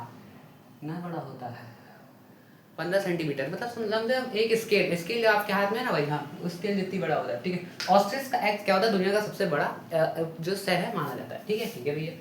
और क्या हम इसको देख सकते हैं नेक डाइट से? आप क्या अपनी स्केल को देख सकते हो, ये तो तब भी छोटा है, इससे भी बड़ा है ना, तो इससे बड़ा है तो देख ही सकते हो, नेक डाइट से भी हम देख सकते हैं। ठीक है, स्मॉलेस्ट सेल की बात करें, मतलब दुनिया का सबसे छोटा सेल कितना बड़ा है ना, दुनिया का सबसे पहले सेल है कौन? तो ये क्या है? वो माइक्रोप्लाज्मा। माइक्रोप्लाज्मा क्या है? सब दुनिया का सबसे छोटा सेल होता है। ओके, हम इसको प्यार से, जैसे तुम्हारे घर वाले तुमको प्यार से क्या क्या नाम बुलाते हैं, उसी प्रकार से इसको हम लोग मोहब्बत में प्यार से क्या बुलाते हैं? PPLO। क्या है? PPLO, है ना। ठीक है, इसके फुल फॉर्म में ना जाना, वरना तुम्हारे अलग ही लेवल हो जाएगा तुम्हारा। ठीक है, तो पहले फुल फॉर्म पे ना जाना, बस केवल माइक्रोप्लाज्मा याद रखना है या फिर PPLO याद रखना। ठीक है, ठीक है। इसका साइज की अगर बात करें तो ये क्या है? 0.1 नैनोमीटर, सॉरी माइक्रोमीटर। माइक्रोमीटर मतलब क्या? मतलब 1 मीटर को आप क्या करो, 6 लाख का, 6 लाख ना, मतलब 6, मतलब 10 की पावर 6, मतलब इतने जीरो, वो मैं बता दूँ, मतलब 10 की पावर -6 जीरो, मतलब क्या होगा? देखो, ये मान लो 1 है, ठीक है, 1 मीटर, ये 1 मीटर है, तो आप उसको पता है क्या करोगे? तो फिर आप, ठीक है, 1 2 3 4 5 6 इतने ज़ीरो यहाँ पे रखे, वन लगा देना। ठीक है, ठीक है, तो ये क्या है? इतने ज़ीरो यहाँ पे वन लगा देना, इतना मीटर, मतलब कितना छोटा हो गया ना, आप मतलब खुद ही सोचिए कितना छोटा हो गया। तो वही बोला गया कि जो स्मॉलेस्ट सेल है माइक्रोप्लाज्मा। ओके, ठीक है। ये तो थी दुनिया की बातचीत। हम तो अपने बारे में भी पढ़ेंगे इन ह्यूमन के केस में, पर हाँ लॉन्गेस्ट सेल दोनों के केस में सेम होगा। ह्यूमन के सेल में भी नर्व सेल माना जाएगा। नर्व सेल क्या होता है? एक तरीके से जो हमने बताया, नर्व सेल अभी इतना मान के चलो कि जो हमारे हाथ वाथ मूव कर पा रहे हैं, ये ड्यू टू नर्व सेल हो पा रहे हैं। ठीक है, ठीक है, ठीक। अब ह्यूमन की बात करें तो ह्यूमन में भी लॉन्गेस्ट सेल नर्व सेल को ही माना जाता है। जो स्मॉलेस्ट सेल होती है वो क्या होती है? ह्यूमन स्पर्म सेल होता है। स्पर्म सेल मतलब क्या होता है? वो सेल जो कह रहा मैं आपको, जो रिप्रोडक्शन सेल, जो रिप्रोड्यूसिंग सेल होती है, मतलब क्या है, जब जैसे ओवम होता है और एक सेल होता है, अब क्या होता है, ओवम और वो स्पर्म सेल फ्यूज होने पे क्या होता है? जाइगोट बनता है। अब ये सब नहीं पता होगा कोई बात नहीं, पर तभी, और उसके बाद वो इन दोनों के फ्यूज होने के बाद क्या होता है? एक नया ऑर्गेनिज्म बनता है, ह्यूमन में भी नया बेबी बनता है। ओके, बस इतना मान के चलो। तो जो ह्यूमन का स्पर्म सेल होता है वो सबसे छोटा सेल होता है अभी क्या होता है ह्यूमन की बॉडी में। ठीक है, लार्जेस्ट सेल की बात करें तो लार्जेस्ट सेल क्या होता है? ओवम होता है। ठीक है, ओवम होता है। ये फीमेल की बॉडी में नहीं होता है ना स्पर्म। अब फीमेल की बॉडी में स्पर्म निकलेगा? नहीं निकलेगा। आपके मेल की बॉडी में एग निकलेगा या फिर ओवम निकलेगा? नहीं निकलेगा, है ना। तो इनका शेप बस देख लो, ऐसा होता है इनका शेप, और इनका क्या होता है, ओवम जैसा हमारा होता है, देखने को मिल जाता है। तो लार्जेस्ट सेल ह्यूमन बॉडी का क्या होता है, तो ओवम होता है, जिसको हम एग बोलते हैं, और स्मॉलेस्ट सेल क्या होता है, स्पर्म होता है। ठीक है, ठीक है, ये प्रेजेंट होता है मेल में, ये होता है फीमेल में। और नर्व सेल भी हमारा लॉन्गेस्ट सेल में ही आ जाता है ह्यूमन बॉडी में। कितना होता है देखो, मतलब 1 से 3 मीटर होता है ना, कितना बहुत बड़ा बड़ा मीटर। तो छोटी बातचीत चल रही थी, आप थोड़ी बड़ी बातचीत करते हैं, मतलब क्या, कुछ बड़ी बड़ी चीज़ों की बात करते हैं। क्या बोल रहा है, कुछ इंपॉर्टेंट डिस्कवरी है सेल के बारे में, थोड़ा बहुत ही हमने पढ़ लिया है, पर उस सेल के अंदर क्या कभी सोचा होगा, कुछ ना कुछ तो होगा। वैसे तो पूरे चैप्टर में हमें वही पढ़ना है कि सेल के अंदर होता क्या है, तो वही और क्या है, डिस्कवरी ऑफ न्यूक्लियस। सबसे पहली बात तो इसको अभी सेकंड करके ले लूँगा, कुछ सेकंड्स के लिए लूँगा, ये होता क्या है। बस अभी के लिए इसी स्लाइड में हमें पढ़ना है कि न्यूक्लियस, न्यूक्लियस होता है, वो हमारा जो न्यूक्लियस होता है वो क्या होता है। ठीक है, पहली बात तो किसी भी चीज़ को जानने से पहले डिस्कवरी, भाई किसने डिस्कवर किया है, तो हमारे एक रॉबर्ट ब्राउन नाम के साइंटिस्ट थे, बड़े महान ग्रेटेस्ट साइंटिस्ट थे। उन्होंने क्या किया 1831 में, मैं तो सोचा था वगैरह, तब के ज़माने में ना ये यूट्यूब इंस्टाग्राम नहीं होता था, तब लोग बाहर की चीज़ देखते थे, अब सब फोन में देख लेते, ChatGPT निकाल देते, तो सब मामला खत्म हो गया ना भाई। तो लगता है इनके ज़माने में होता था तो ये भी बेचारे ना ढूंढ पाते, जैसे हम लोग नहीं ढूंढ पाते, है ना सर। ठीक, तो क्या 1831 में रॉबर्ट ब्राउन जी ने क्या किया, न्यूक्लियस की डिस्कवरी की। कहाँ खोज के निकाल लिया? नहीं, आपके कोई दे दिया? नहीं, भगवान ने आशीर्वाद दे दिया? नहीं, ऐसा नहीं। तो उन्होंने क्या किया, बहुत ज़्यादा मेहनत मशक्कत की। अब देखो हमारे रॉबर्ट ब्राउन ने 1665 पे क्या किया, ढूंढ दिया एक सेल, ढूंढ दिया भैया, बोले कि हाँ भैया एक सेल है, इसको बैटरी चार्ज करना है, बैटरी लगाना है। ठीक, तो क्या हुआ, अब सेल तो देख लिया। अब उस समय तो एडवांस टेक्नोलॉजी थी नहीं, समय के साथ साथ मानव विकास करता गया, तो माइक्रोस्कोप भी का विकास हुआ। तो हमें देखा कि भैया हमारे क्या नाम है, एक लिविंग सेल की डिस्कवरी भी हो गई। क्या हो गई, लिविंग सेल की डिस्कवरी किसके, एवी एंड लिविंग। तो क्या हमने देखा कि समय के साथ साथ जब माइक्रोस्कोप की टेक्नोलॉजी बढ़ी, तो फिर नई नई चीज़ों को और डिटेल में देखा भाई और क्या है इसके अंदर। तो ऐसे एक सेल है, सेल भी क्या, सेल डिस्कवर हो गया, लिविंग सेल डिस्कवर हो गया। अब ये भाई साहब ने बोला अच्छा और कुछ भी होगा इसके अंदर, पक्का कुछ आपको दिखाई नहीं पड़ रहा होगा, मैं देखता हूँ। इन्होंने बहुत ज़्यादा उसके जब उनके समय टेक्नोलॉजी और एडवांसमेंट हो गया। ठीक, अब देखो यार यहाँ से यहाँ तक कितना यार लमसम में 50-60 साल का डिफरेंस है ना। तो क्या है, इन्होंने क्या किया, डिफरेंस देखा। अब इन्होंने डिफरेंस देखी तो माइक्रोस्कोपिक टेक्नोलॉजी क्या हो गया, और एडवांस हो गई होगी, और जाके डिटेल में देखने को मिला होगा। तो इन्होंने क्या किया, देखा कि भैया एक सेल है हमारा, क्या है, एक सेल। वैसे तो सारे सेल देखने में बहुत अलग अलग प्रकार के बहुत सारे शेप होते हैं, हमने पढ़ा है, बट मेनली कॉमनली क्या डायग्राम होता है, इसलिए हम रेफरेंस के लिए मान लेते हैं। ठीक, एक गोल गोल सेल है, गोल मतलब प्यार प्यारा सेल है। ठीक है, उसके अंदर इन्होंने बताया कि ये क्या होता है, एक न्यूक्लियस होता है। ये क्या होता है, क्या ये कोई नई चीज़ है? नहीं, एक सेल है। ठीक है, सेल के अंदर न्यूक्लियस, जैसे हम पूरा शरीर है, शरीर के अंदर दिमाग है होगा ही ना, अभी तो पढ़ रहे हो, है ना। तो सेल है, सेल के अंदर क्या है, न्यूक्लियस। अब सेल है, सेल के अंदर क्या है, न्यूक्लियस। उन्होंने ये बताया क्या है, उन्होंने क्या कर दिया, रॉबर्ट ब्राउन ने क्या कर दिया, डिस्कवरी कर दी न्यूक्लियस की। न्यूक्लियस क्या होता है, एक सेल होता है, सेल के अंदर क्या होता है, न्यूक्लियस होता है। न्यूक्लियस करता क्या है, हम यहाँ पढ़ना क्या काम है भाई, है ना। अब ये क्या होता है, न्यूक्लियस होता है, बस अभी क्लियर करना। ठीक है, ठीक है भैया, यहाँ तक कोई दिक्कत समस्या परेशानी तो नहीं है, होगा आगे। अब क्या न्यूक्लियस होता क्या है भैया, न्यूक्लियस क्या होता है, नाम सुन के डिस्प्रेशन छा जा रहा है यहाँ के बायोलॉजी के। हम तो बचपन में बायोलॉजी सोचते थे बड़ा बढ़िया वाला, न्यूक्लियस को हम क्या बोलते हैं, ब्रेन ऑफ सेल। क्यों बोलते हैं ब्रेन ऑफ सेल, कुछ काम ब्रेन में काम करता है, ब्रेन का टुकड़ा होता है, नहीं ब्रेन में। ब्रेन का मतलब कुछ, ब्रेन का मतलब क्या है, सारी एक्टिविटीज को कंट्रोल करता है। हम जो भी कर रहे हैं किसकी वजह से करते हैं, ब्रेन की वजह से कर पा रहे हैं। हमारी बॉडी में जितने फंक्शन परफॉर्म हो रहे हैं किसकी वजह से हो रहे हैं, ब्रेन की वजह से हो पा रहे हैं। तो हम क्या ये कह रहे हैं भैया, इसको ब्रेन ऑफ द सेल कहने का मतलब क्या ये है कि ये जितना भी सेल में काम धाम हो रहा होगा, जितना भी कुछ ना सेल है, तो जैसे वाले कुछ ना कुछ काम तो कर ही रहा होगा। ऐसा सो तो रहा नहीं होगा कि हाँ चलो सो ही लेते हैं, कोई काम नहीं। तो सेल है, बहुत काम करता है, पूरी बॉडी चला देता है यार, एक लाख साल मिलके यूनिसेलुलर तो पूरा एक सेल ही पूरा काम कर दे, है ना। तो क्या बोलना चाह रही है, जो न्यूक्लियस है, देखो कोई भी काम हो रहा है तो उसको रेगुलेट करेगा। मान लो टीचर है, पढ़ा रहा है ना, स्कूल में अगर प्रिंसिपल नहीं होगा तो टीचर पढ़ाएगा अच्छे से, नहीं पढ़ाएगा। तो रेगुलेट कौन कर रहा है, ऐसा तो है नहीं कि भैया टीचर प्रिंसिपल आके सबको कह रहा है, सब एक टीचर को पढ़ा रहे हैं, समझा रहे हैं जाके, नहीं ऐसे पढ़ाओ वैसे पढ़ाओ। टीचर को पढ़ाना आता है, वैसे सेल के अंदर के काम करने वाले लोग हैं उनको काम करना आता है, बट उनको रेगुलेट तरीके से, अच्छे तरीके से, मतलब कि हाँ मैनेज कौन करता है, वो काम करता है हमारा न्यूक्लियस। कौन करता है, वो काम हमारा कौन करता है, न्यूक्लियस। इसीलिए हमने, अब भाई कोई इतना बड़ा बड़ा काम कर रहा है तो उसको क्या इनाम नहीं देंगे, तो हमने इनाम के तौर पर आपको कह दिया ब्रेन ऑफ द सेल कह दिया। क्या कह दिया, ब्रेन ऑफ द सेल कह दिया, ब्रेन ऑफ द सेल कह दिया। ठीक है, ठीक है भैया, ब्रेन ऑफ द सेल कह दिया, बड़ा बहुत बड़ा काम करेगा, बहुत बड़े बड़े काम करेगा, तुमको पता नहीं। Okay, act as a control centre of cell. सारा जितना भी सेल में काम हो रहा होता है वो कौन देखता है, हमारा न्यूक्लियस देखता है। जिसके बारे में बहुत डिटेल में पढ़ोगे, अभी चिंता ना करना, बस चिंता से क्या होता है, चिंतन करिए, अभी थोड़ी देर रुकिए, वीडियो आगे बढ़ेगी, सब समझ में आएगा। ठीक है, act as a control centre, control सारा जितना भी सेल में मामला हो रहा होता है सारा कंट्रोल कर रहा होता है न्यूक्लियस के द्वारा। और ये होल्ड करता है क्या, आप देखो आओ, जेनेटिक मटेरियल। जितने बच्चे पहली बार नाम सुन रहे हैं उनको पीछे से ऐसे हो जाए, भैया कुछ तो पढ़े होंगे। हम सब अलग अलग क्यों दिखते हैं, हम सारे ह्यूमन, वैसे तो सबके पास हाथ मुंह नाक पैर हैं, अलग अलग क्यों दिखते हैं, क्योंकि DNA, DNA थोड़ा बहुत भगवान जानते ही होंगे, 8th क्लास थोड़ा तो पढ़ा होगा, DNA नाम का प्राणी। Deoxy ribo nucleic acid, deoxy nucleic acid, ribo nucleic acid, deoxy ribo nucleic acid. इसीलिए डेफिनेशन के बाद हम लोग इसका फॉर्म नहीं लिखा, वरना लोग देख के ही डिस्प्रेशन में चले जाते, तो भाई तो एक आध को माँ बाप को देखना पड़ता है, बच्चा देख के कैसा क्या हो गया है ना। ठीक है, ऑक्सीडाइज न्यूक्लिक एसिड साइटोप्लाज्म कह रहे थे वो थोड़ा सा क्या जेनेटिक मटेरियल कंटेन करता है और जितने भी हमारे सेलुलर एक्टिविटीज होती हैं कि मतलब भैया कोई भी सेल कोई काम कर रहा है तो उसको कितना देना है कितना लेना है बाहर से लेन देन कितना हो रहा है तो तुम अकेले थोड़ा डिसाइड कर लोगे। उसमें भी किसका काम करना पड़ेगा, न्यूक्लियस को बताना पड़ेगा तुमको इतना क्या नाम है ये एनर्जी बनानी है इतना तुम्हें काम करना है इस प्रकार से वो सब कौन गाइड करे एक तरीके से पूरा कंट्रोल सब न्यूक्लियस यहाँ पे राजा वाली मेंटालिटी है भाई, राजा वाली। ठीक है, अब होता है साइटोप्लाज्म क्या होता है भाई प्रोटोप्लाज्म पढ़ोगे साइटोप्लाज्म पढ़ोगे बट मैं थोड़ी रफली बता दूँ। सेल है, सेल के अंदर न्यूक्लियस के अंदर ये क्या दिख रहा है आपको एक यहाँ पे क्या है यहाँ पे कोई बॉर्डर खींचा हुआ है यहाँ पे क्या बना है एक फ्लूइड क्या है फ्लूइड मतलब लिक्विड मान लो लिक्विड तो क्या है लिक्विड है तो ये लिक्विड भरा हुआ है हमारे सेल के अराउंड पूरा नहीं अंदर वाला लिक्विड नहीं बात हो रही अंदर वाले को न्यूक्लियस क्लास कहते हैं। अभी आपके समझ में नहीं आएगा इसलिए मैं बता रहा हूँ केवल बाहर ये जो बाहर वाला लिक्विड आपको दिख रहा है बाहर वाला लिक्विड आपको दिख रहा है इसको हम क्या बोलते हैं साइटोप्लाज्म। बस फर्जी तो घबरा जाते हैं न्यूक्लियस देख के बस इतना ही है हमारा न्यूक्लियस इतना सा तो है तुम तो घबरा जाते हो ना तो बहुत इजी टॉपिक है बहुत लोग कॉम्प्लिकेटेड हो जाते हैं और बाबा करने लगते हैं तो भाई इजी है चीज़ों को इजी बनाओ तो इजी हो गया कॉम्प्लेक्स डेफिनेशन देख कहीं दे जा रहे हैं आदमी सब बात अलग अलग बात। तो पूरी 10th क्लास 11th क्लास के किसी बच्चे से पूछना है 9th में क्या पढ़ा 9th में एक तो वो बताएगा mitochondria is the power of cell एक ये बताएगा दूसरा nucleus is the brain of cell बस मतलब कमजोर बच्चे मतलब वो बहुत अच्छे बच्चे टॉपर बच्चे तो बहुत उनको पूरा चैप्टर ही समझा दे तुमने पूछा क्या पढ़ा है पूरा क्लियर में 9th क्लास पढ़ा दी मैंने। पर अगर मतलब कोई बहुत भोकाली आदमी से अलग ही लेवल के बंदे से पूछोगे ना तो तुमको वही बताएगा दो चीज nucleus is the power of cell nucleus is the brain of cell और दूसरा mitochondria is the power of cell इसका दो ही चीज बताएगा मतलब इतना इसका क्रेज है इन दो वर्ड्स का। ठीक है, आगे इसके बाद करते हैं कि प्रोटोप्लाज्म क्या होता है। अब देखो ये भी समझ में नहीं आ रहा था पर चीज़ों को समझा था समझ में आ गया। प्रोटोप्लाज्म भी नाम थोड़ा रिलेट करके देखना बता दो चिंता मत करना। प्रोटोप्लाज्म क्या होता है प्रोटोप्लाज्म क्या होता है देखो समझो देखो थोड़ा कॉम्प्लिकेटेड लग सकता है बट इजी ही है यार देखो समझ देखो आराम से समझोगे तो शांत होकर समझना। प्रोटोप्लाज्म क्या होता है पहली बात इसको डिस्कवर किसने की है बताया किसने कि दुनिया में एक एजन का प्राणी होता है तो जे ने बताया कि भैया साइटोप्लाज्म होता है टर्म इंट्रोड्यूस किया दुनिया के सामने भैया एक प्रोटोप्लाज्म नाम का भी चीज़ होती है। ठीक है, क्या होता है यार ठीक है उन्होंने डिस्क्राइब करा कि भैया अब ये होता क्या है ये होता क्या है to describe the living part of the cell.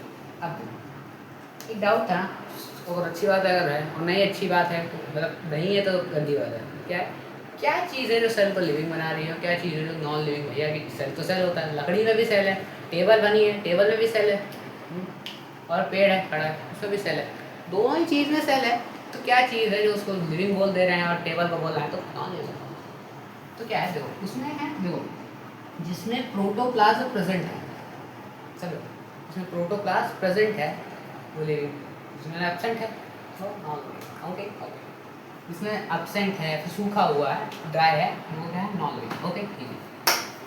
तो क्या है प्रोटोप्लाज्म क्या है is a living part of a cell okay ठीक है। अब नोट की बात आप पहले प्रोटोप्लाज्म थोड़ा इधर दे लो पहले समझ लो उसको थोड़ा पहले उसको छोड़ दो इसको हमने देखा है एक सेल में क्या है न्यूक्लियस है न्यूक्लियस की बात नहीं हम वैसे यहाँ न्यूक्लियस के अंदर कुछ फ्लूइड भरा रहता है उसकी बात कर रहे हैं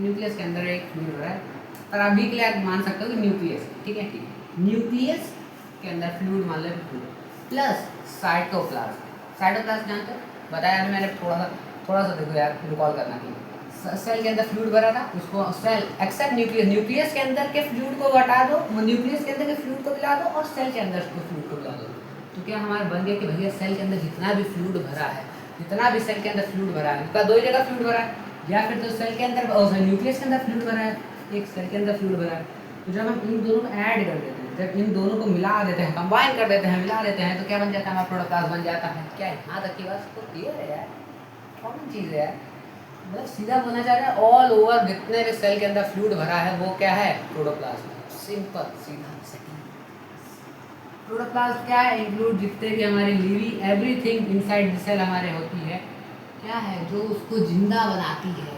अगर प्लस पॉजिटिव अगर ये प्रेजेंट है तो हम बोल देंगे भैया अभी है जिंदा है सेल है इसको सेल मानेंगे हम इसको लिविंग सेल घोषित करेंगे। और अगर मान लो ये एब्सेंट है ये एब्सेंट और प्रेजेंट का साइन है ये प्लस माइनस एडिशन सब्ट्रैक्शन ना मान देना ठीक है। प्रेजेंट है एब्सेंट है तो हम क्या बोल देंगे भैया ये तो सेल अब नहीं रहे चले गए भगवान ने बुला लिया ठीक है। यही चीज़ है कॉमन चीज़ है। प्रोटोप्लाज्म क्या होता है भैया सिंपल न्यूक्लियोप्लाज्म या फिर क्या न्यूक्लियस का फ्लूइड या और प्लस साइटोप्लाज्म का फ्लूइड इक्वल्स टू बस सिंपल। या फिर एक और शब्द में बता दो कि भैया जितने भी एक सेल के अंदर जितना भी फ्लूइड भरा है उसको हम क्या बोलते हैं यार प्रोटोप्लाज्म कहते हैं। देखो यार इतना टाइम एक्सपेंड इसीलिए करें कि बेसिक मजबूत हो जाए उसके बाद तो यार चीज़